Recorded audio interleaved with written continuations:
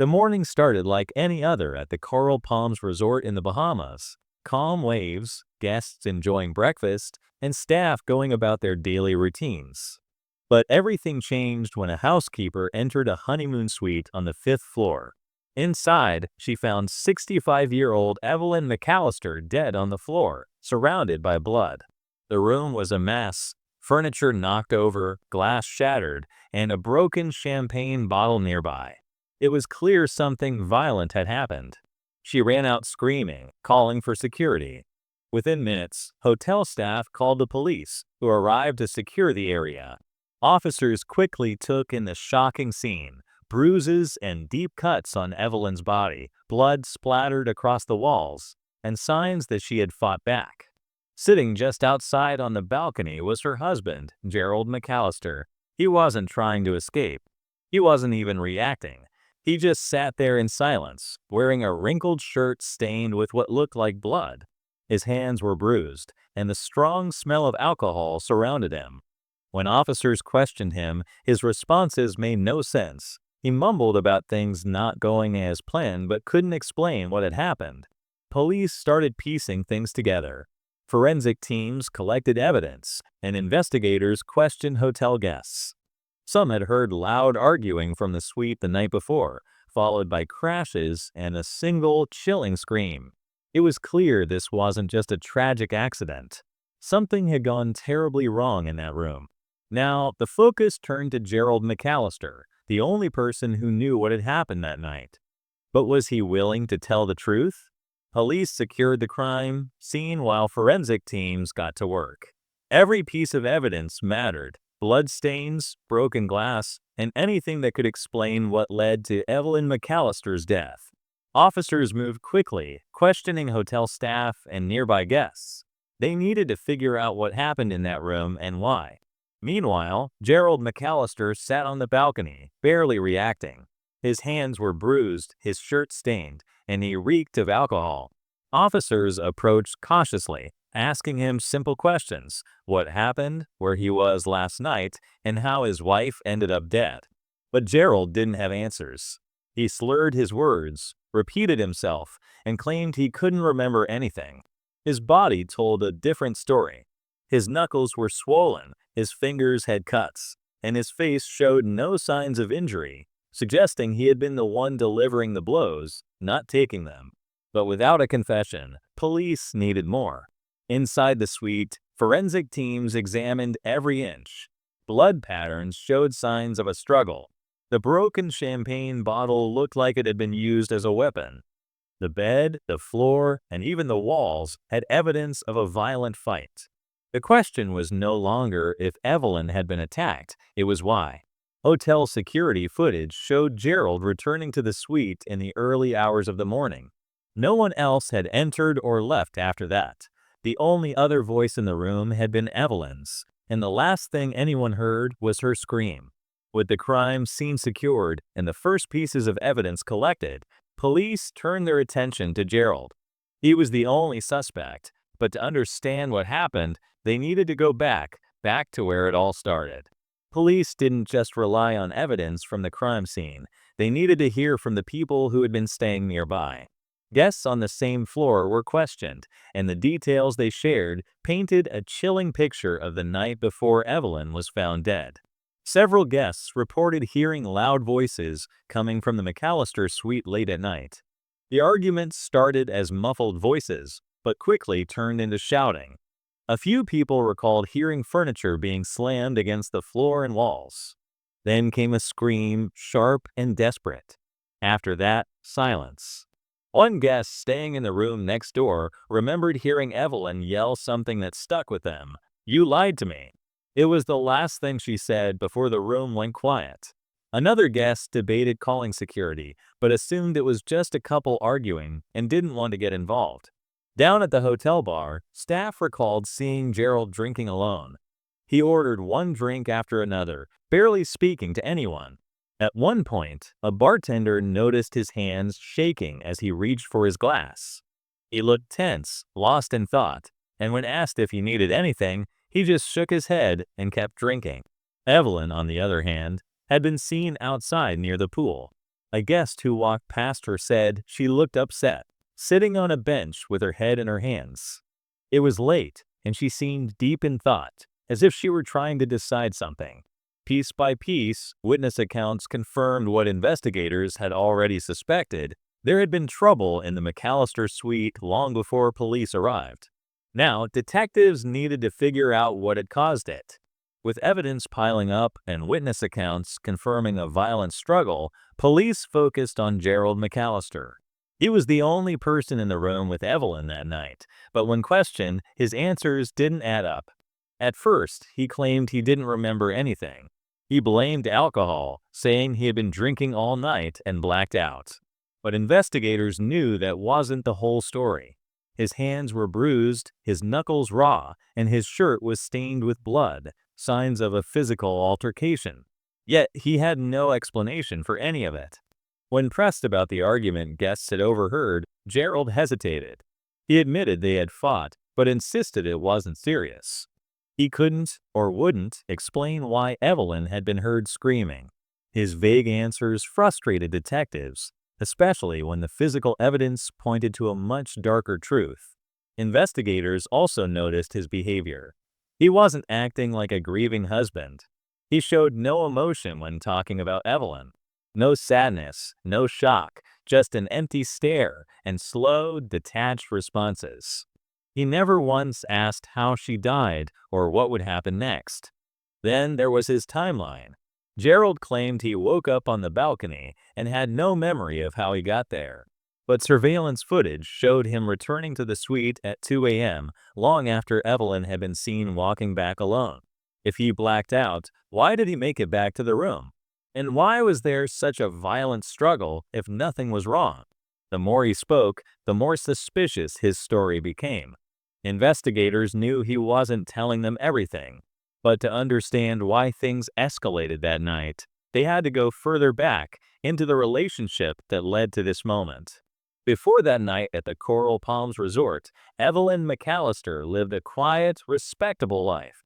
She was a retired schoolteacher from Savannah, Georgia, known for her kindness and patience.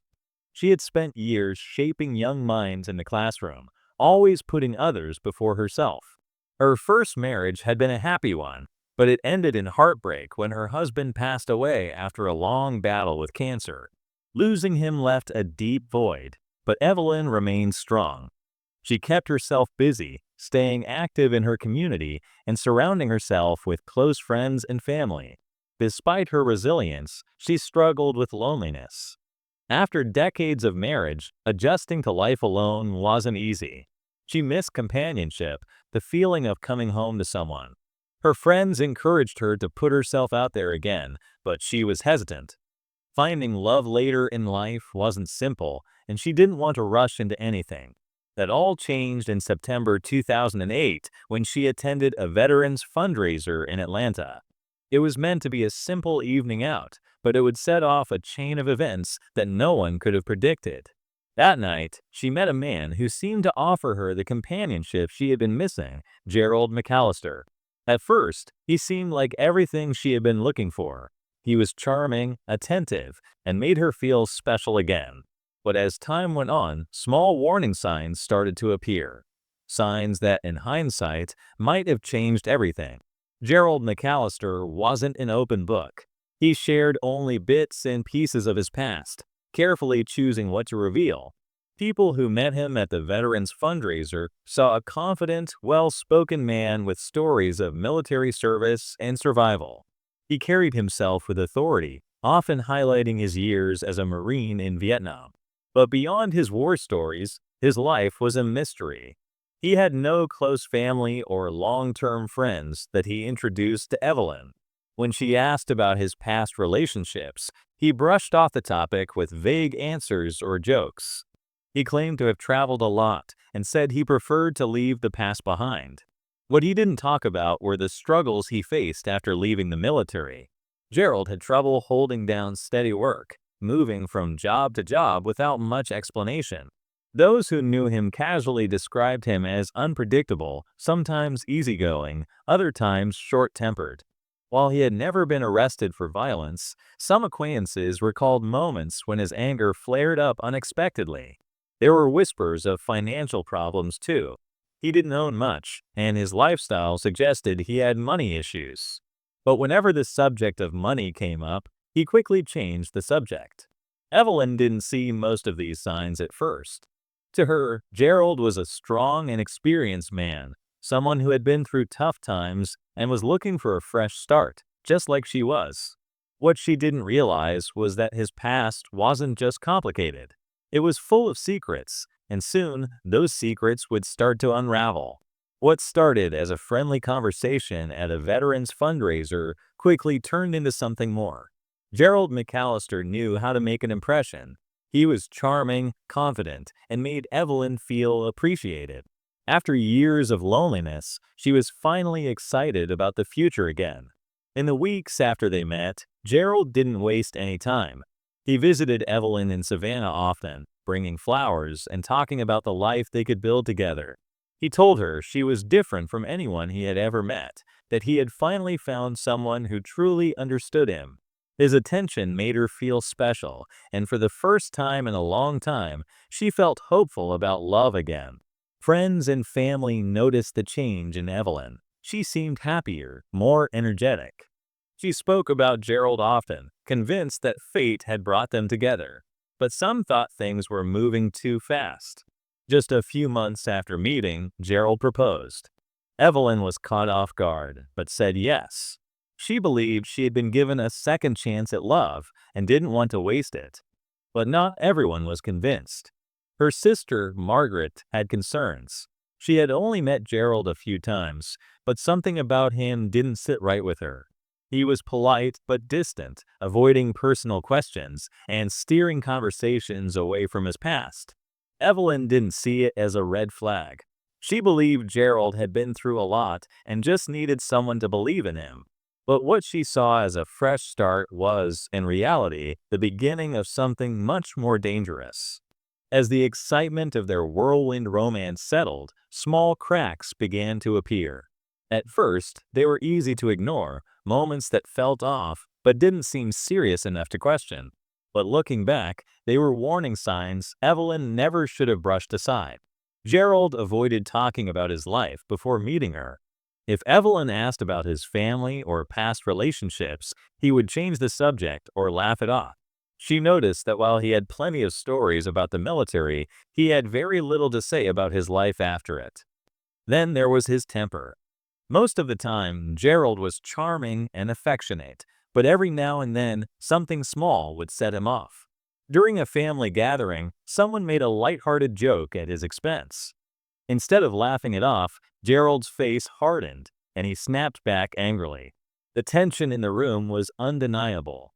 Margaret, Evelyn's sister, noticed and pulled her aside later. "Are you sure about him?" she asked. Evelyn dismissed her sister's concerns. She believed that Gerald's past had made him defensive, that he just needed time to adjust to being in a serious relationship again. After all, no one was perfect. Still, other things didn't sit right. Gerald never introduced Evelyn to any close friends, claiming he had lost touch with most people over the years. He rarely talked about his finances, but always seemed to be in between jobs or looking for the next opportunity. He made big promises about the future, but had little to back them up. Despite the small doubts creeping in, Evelyn convinced herself that love was about trust and patience. She believed that, with time, everything would fall into place. What she didn't realize was that the things she ignored would soon become impossible to overlook. As the wedding date approached, Gerald brought up money for the first time. He told Evelyn he had some debts from his past that he needed to clear before they could start their new life together. He made it sound simple, just a small financial hurdle that would soon be behind them. Evelyn had always been responsible with money. Her late husband had left her in a stable position, and she had never been reckless with her savings. But Gerald was persuasive. He told her he didn't want financial troubles hanging over their marriage. He convinced her that co-signing a loan for him was just a way to help them move forward without stress. At first, she hesitated. Something about it didn't sit right. But Gerald reassured her again and again, promising he would pay it back. Eventually, she agreed. She transferred a large sum into a joint account, thinking it was a gesture of trust, proof that they were in this together. Almost immediately, something changed. Gerald became more distant. He still spoke about their future, but his actions didn't match his words. He was suddenly careless with spending, and when Evelyn asked about the loan, his answers were vague. Doubt started creeping in. One evening, over coffee with her best friend Maria, Evelyn finally admitted she was having second thoughts. "Do you think I made a mistake?" she asked. Maria didn't hesitate. "If you're asking that question, you already know the answer." Evelyn tried to shake off her concerns. She wanted to believe that Gerald was the man she thought he was. But deep down, she couldn't ignore the feeling that something wasn't right. And soon, she would find proof that she wasn't wrong. Evelyn had already started questioning her decisions, but what she found next changed everything. One evening, while helping Gerald organize his belongings, she noticed his old laptop open on the table. She wasn't the type to snoop, but something about the way he quickly shut it when she walked in made her pause. Later, when he left the room, curiosity got the best of her. She opened the laptop and clicked through his emails. What she saw made her stomach drop. Messages between Gerald and another woman, Angela. The emails weren't old conversations with an ex. They were flirtatious, filled with compliments and inside jokes, the kind of messages a man in love shouldn't be exchanging with someone else. Evelyn's hands shook as she read through them. The dates showed that the conversations had happened just a few months before he proposed. Some even overlapped with the time he had been courting her. She felt sick. That night, she confronted Gerald. She expected denial, maybe an apology. Instead, he brushed it off. "That was before we got serious," he said. "It didn't mean anything." He was calm, almost too calm, as if he had practiced the response before. He promised her that it was all in the past, that she was the only one who mattered now. Evelyn wanted to believe him, but something had shifted. She started to see things differently: the rushed proposal, the money issues, the moments where she had doubted his honesty. The trust she had tried to hold on to was slipping away. For the first time, she thought about walking away. But she had already given him so much: her time, her emotions, and now her financial security. She convinced herself that maybe she was overreacting, that things would be better once they were married. But in the back of her mind, a question wouldn't go away. If Gerald had lied about this, what else was he hiding? Despite everything, the doubts, the red flags, and the betrayal, Evelyn chose to move forward. She had already invested so much into this relationship, and she didn't want to believe she had made a mistake. She told herself that the honeymoon would be a fresh start, a chance to reconnect and put all the tension behind them. She picked the Coral Palms Resort in the Bahamas, a beautiful getaway known for its white sand beaches and luxury suites. It was the perfect place for newlyweds to celebrate their future together. At least, that was the plan.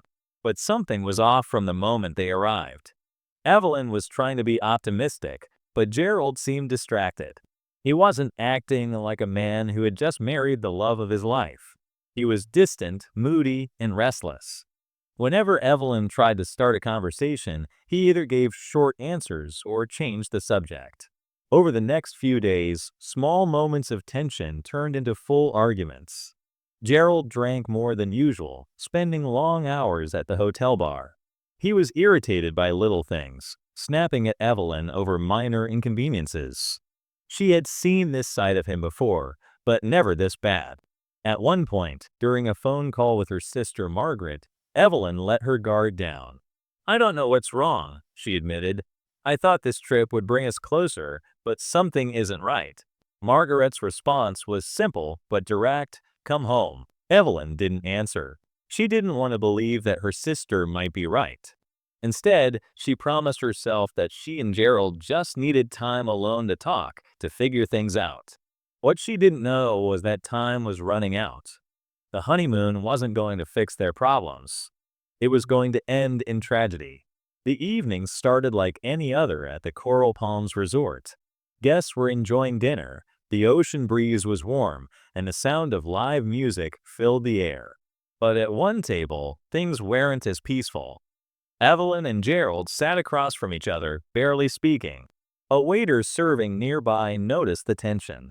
Unlike other honeymooners who laughed and held hands, Evelyn looked distracted, her expression tight. Gerald, on the other hand, focused on his drink, barely touching his food. Something was wrong. At one point, Evelyn said something that made Gerald's jaw tighten. He responded quietly, but whatever he said made her push back her chair and leave the table. She walked briskly away, her dress flowing behind her as she disappeared down the resort's stone pathway. Gerald didn't go after her. Instead, he stayed behind, ordering another drink.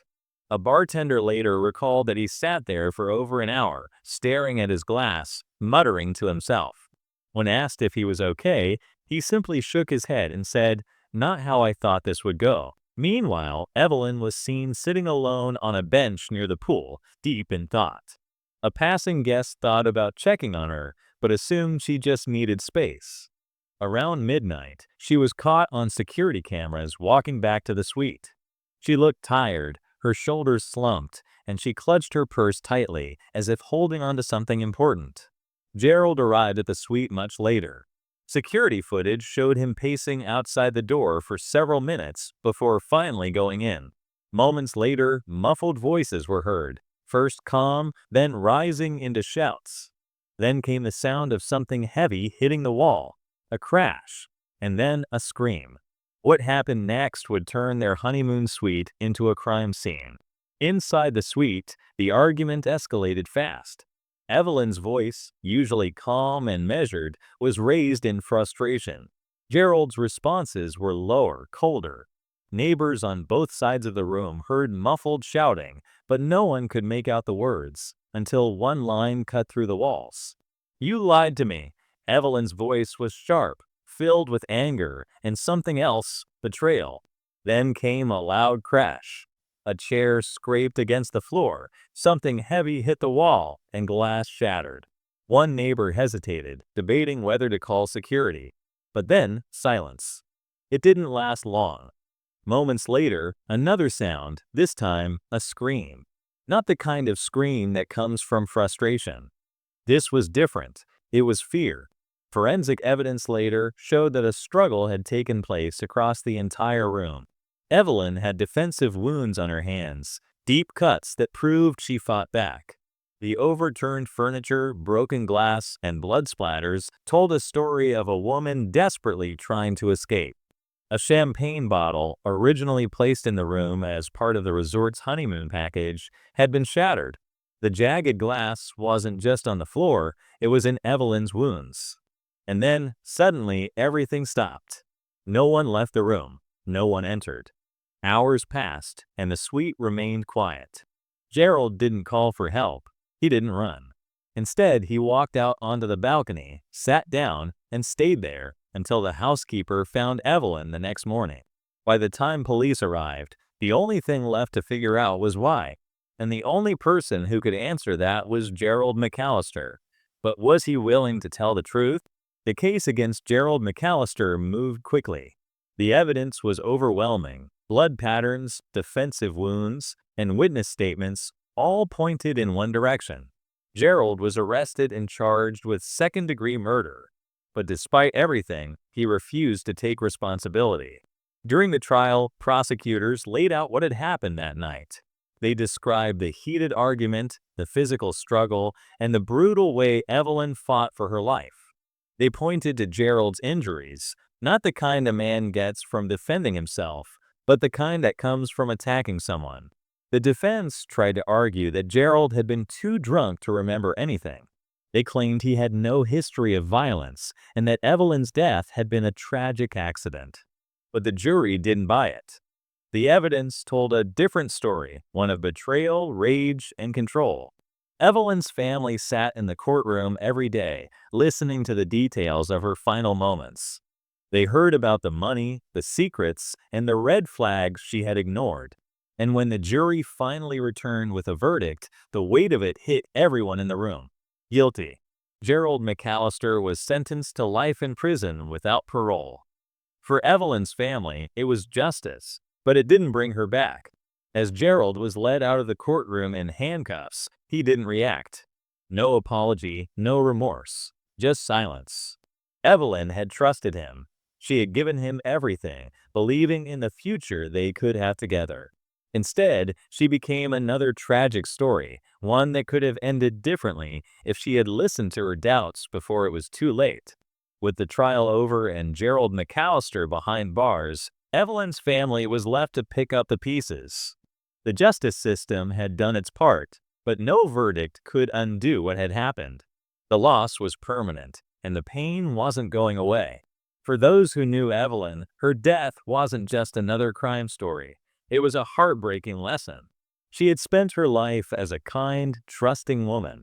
She believed in love, in second chances, and in the goodness of people. But in the end, that trust was what cost her everything. Her friends couldn't help but wonder, what if she had walked away sooner? What if she had listened to the small doubts instead of convincing herself that things would get better? What if she had never transferred her savings, never ignored the signs, never taken that trip? But the truth was, Evelyn wasn't to blame. She wasn't reckless. She wasn't foolish.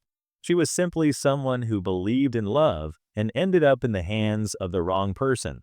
In the months that followed, her family worked to keep her memory alive, not as a victim, but as the woman she had been, a caring teacher, a devoted sister, and a person who deserved so much more than the fate she was given.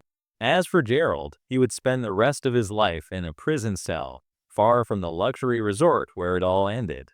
He had once been a man with a past full of secrets, but now his future was sealed. Evelyn's story became more than just a tragic case. It became a warning about the dangers of misplaced trust and the cost of ignoring intuition. Because sometimes the smallest doubts are the ones that matter the most.